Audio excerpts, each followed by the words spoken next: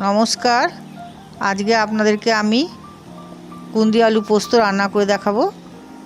আমি এখানে কেটে নিয়েছি 500 মতন কুন্দি সরু সরু করে, আর দুটো মিডিয়াম সাইজের আলু পাতলা পাতলা করে।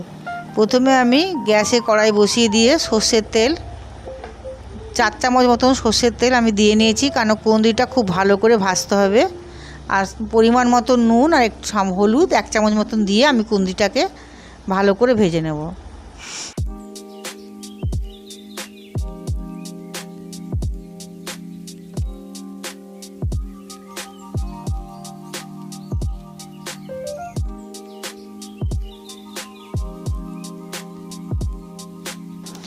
এই দেখুন কুন্দিটা আমার খুব ভালোভাবে ভাজা হয়ে গেছে, একেবারে সুন্দরভাবে। এবার এটা আমি নামিয়ে আলুগুলো ভেজে নেব।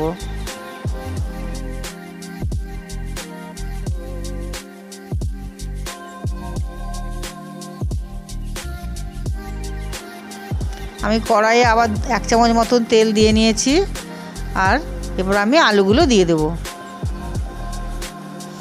যতটা সম্ভব আমি কম তেলে রান্নাটা করার চেষ্টা করেছি।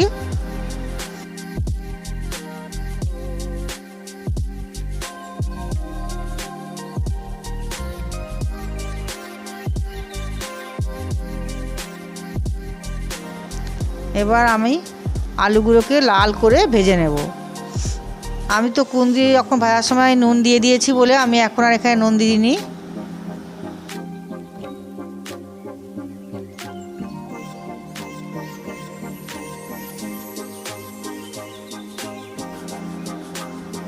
এ দেখুন লাল করে আমার আলুগুলো ভাজা হয়ে গেছে। এবার ভেজে রাখা কুন্দিগুলো আমি দিয়ে একসঙ্গে মিশিয়ে নেড়ে চেড়ে আমি 1 কাপ মতন জল দিয়ে দেবো।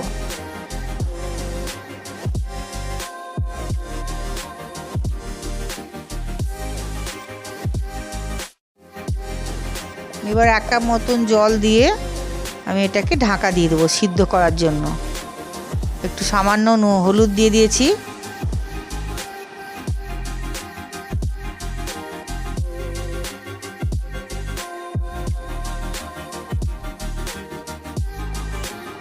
এবারে আমি এটা ঢাকা দিয়ে দেবো।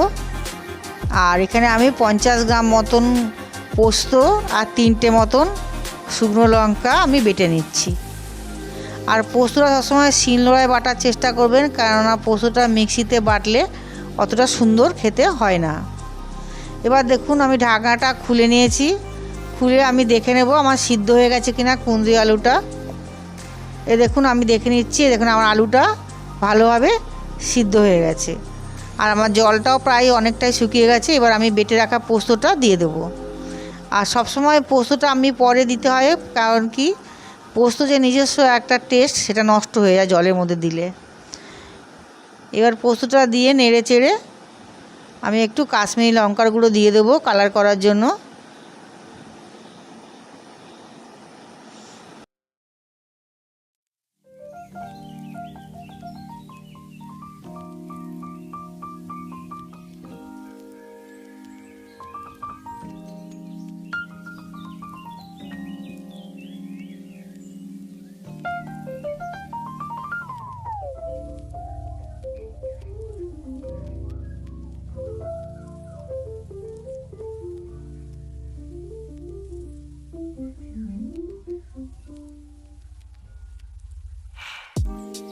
আমি একদম জলটা শুকনো করে নেবো। আর একটা ব্যাপার এখানে লক্ষ্য রাখতে হবে যেন জল না থাকে, একদম জল থাকলে টেস্টটা ভালো হবে না।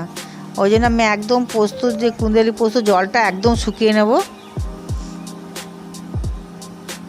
এবার আমার রেডি হয়ে গেল কুন্দি আলু পোস্ত।